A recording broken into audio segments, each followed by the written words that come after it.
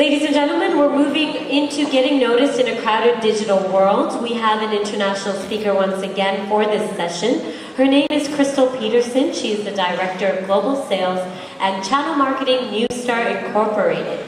So in addition to her current role, she's also been the key player behind .co's unprecedented growth. In 3 short years, .co has more than 1.5 million registered domains and has become the domain choice of investors for over 200 countries. Traveling more than 1 lakh miles every year, Crystal forges some of .co's most strategic partnerships while cultivating relationships with registrars and resellers in all corners of the globe. So we're very excited to have her here in India with us today in Mumbai. So please put your hands together to welcome Ms. Crystal Peterson.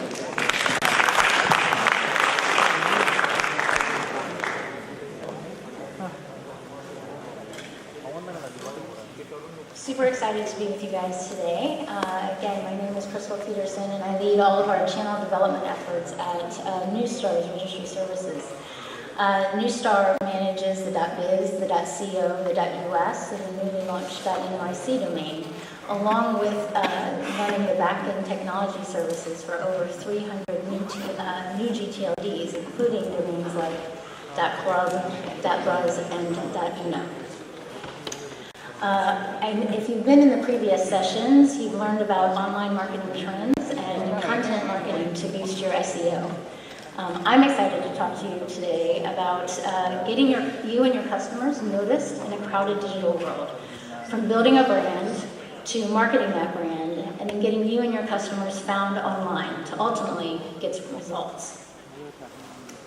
And technical stop here. Because I don't know, is this the slide changer? Slide changer? Awesome. So, no matter who you are or what you do, building a credible online brand is more important than ever before.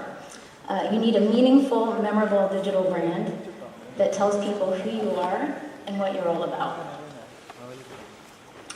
But there's just one problem. The digital landscape is crowded. Really, really crowded, and getting more so every day. The people you are trying to reach and influence and sell to are, by some estimates, getting exposed to over 3,000 messages and advertising per day.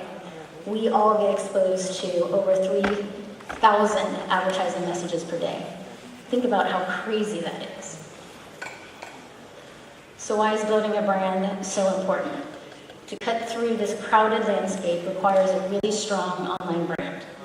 You must have an online brand that is both identifiable and memorable. And with that, you can create advocates who will carry your messages for you.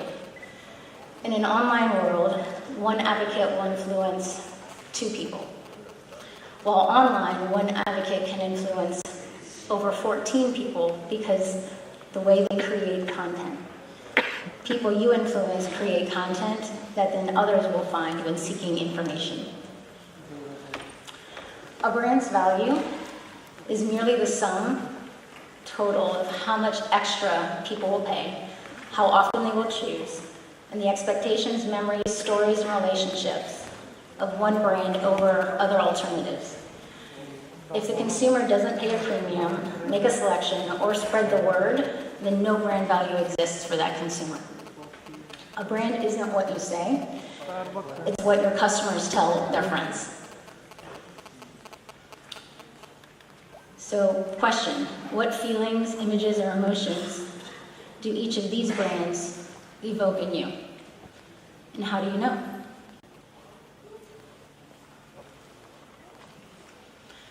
Another question, what is it that you are selling?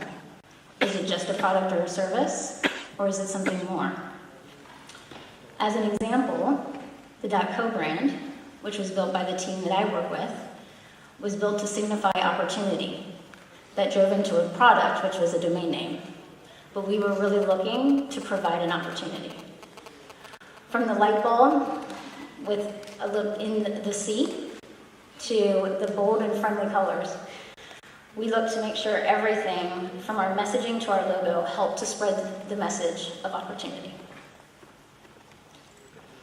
So having a memorable online brand is critical to successfully leveraging word of mouth. You can't really hope to build a solid relationship with someone if that someone special can't remember your name, thinks you're unremarkable, not credible, or worst of all, laughable. Eek. So now, once you've worked on your brand, what can you do to continue that excitement and not spend a lot of money? It is budget season. I'm sure most of you have heard of guerrilla marketing. Guerrilla marketing is a marketing strategy in which low-cost, unconventional means are used in generally localized fashions to draw attention to your ideas, products, or services. Examples are use of graffiti, sticker bombs, flyer posting, viral marketing, internet marketing, and more. Our team finds these tactics surefire ways to build brand, create influence, and spread the message without spending huge amounts of money.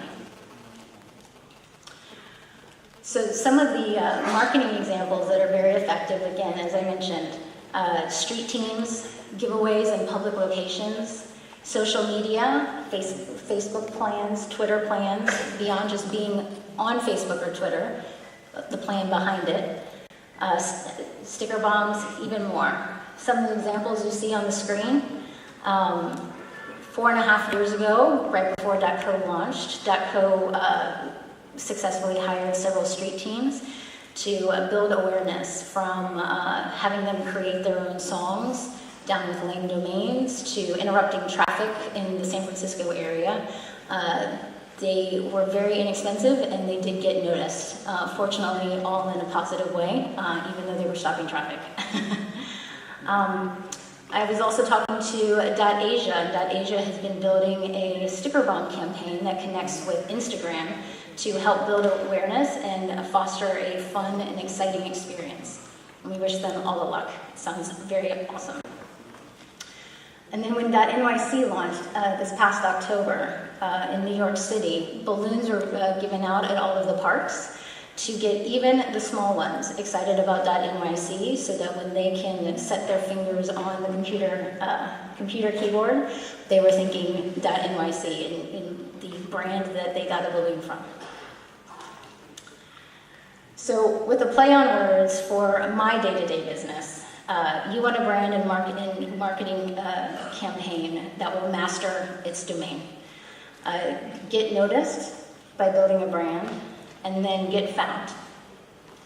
So in this next section, I'd like to talk about how local search can help.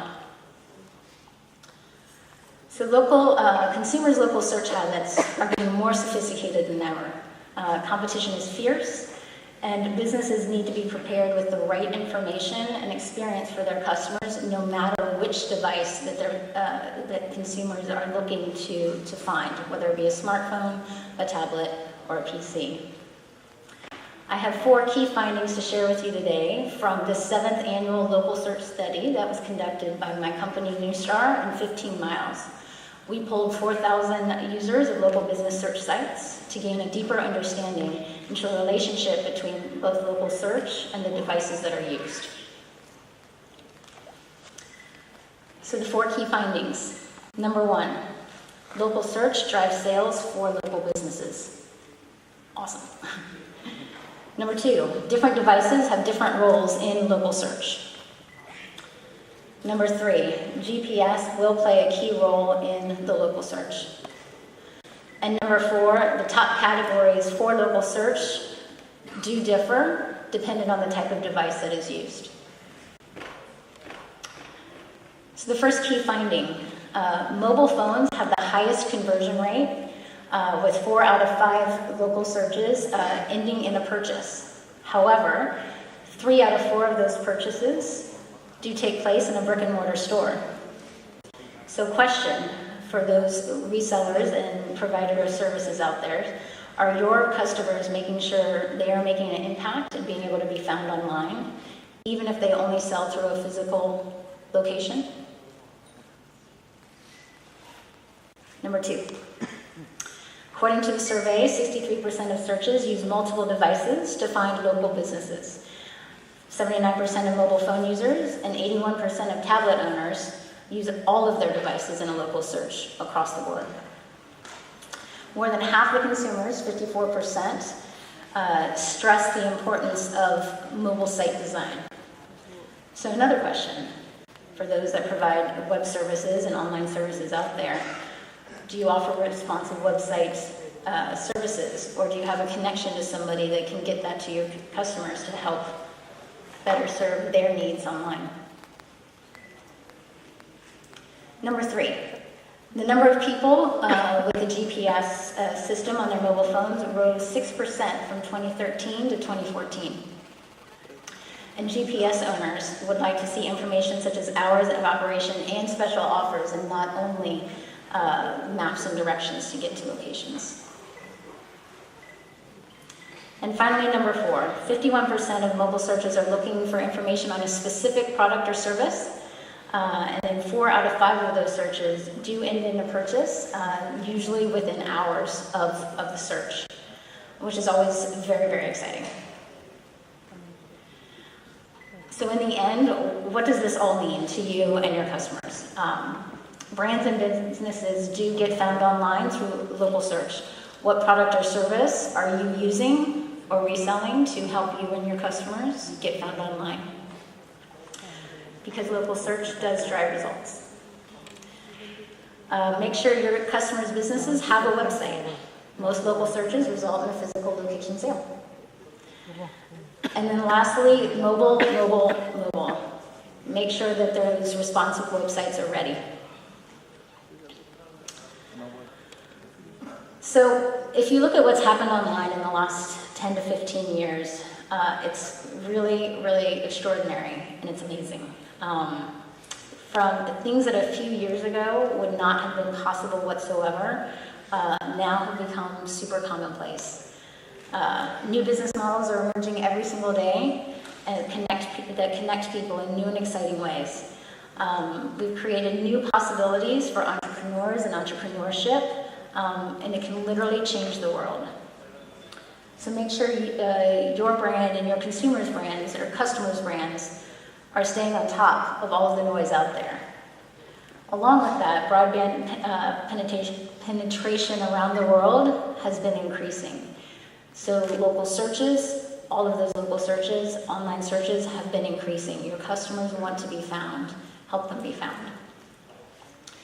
If you think of the possibilities of what's been created in the last 10 to 15 years, and then you look ahead and imagine, if that's what happened in the last 10 to 15 years on the internet, what on earth will happen in the next? I don't even think we can dream what will come next. Very exciting. Thanks so much.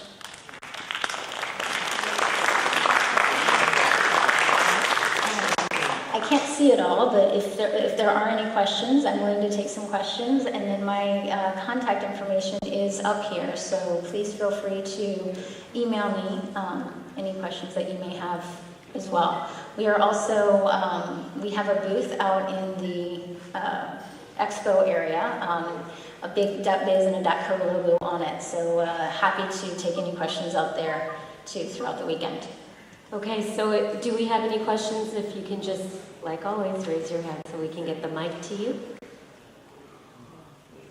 Awesome. All right. That's it. Oh, right as the bell rang on that one. Can we get a mic down there, please? Crystal, having been involved with a previous domain like .co and now one of the new domain extensions with .nyc, what challenges or what's been different? You know, the world is a little bit different now than it was when .co launched. Have you noticed any big differences? It's a great question. So differences being .co launched 4.5 years ago as the single domain launch that was going on. From a standpoint of mind share of our sales channel from the registrars and resellers and gaining excitement about the domain, I won't say it was easy, but it was easier than it is now because we were the only thing launching. .nyc launched this past October after more than 200 other domains throughout the year have launched. It's been different launching in a space that has domains, 25 domains launching every single week. A lot of the tactics that we used were very similar.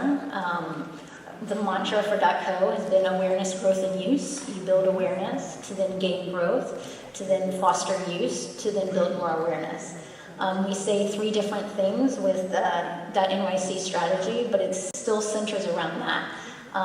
But we do a lot more awareness building and to our advocates and influencers in order to help build that awareness because of the fact that there's so much noise out there. One of the benefits has been the fact that .nyc is a very localized market.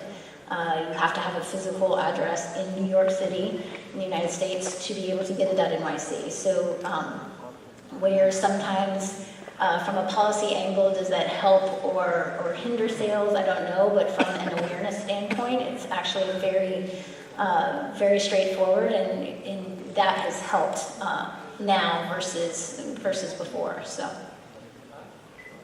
you're welcome. All right, any other questions? I knew that would spark a bit of a discussion. What are the renewal rate, approximate renewal rate of .co in the past 2 years? So the question was, what are the renewal rates for .co in the past couple of years? So first-time renewal rates for .co tend to be between about a 52 and a 56%. Average throughout the year, it goes up and down.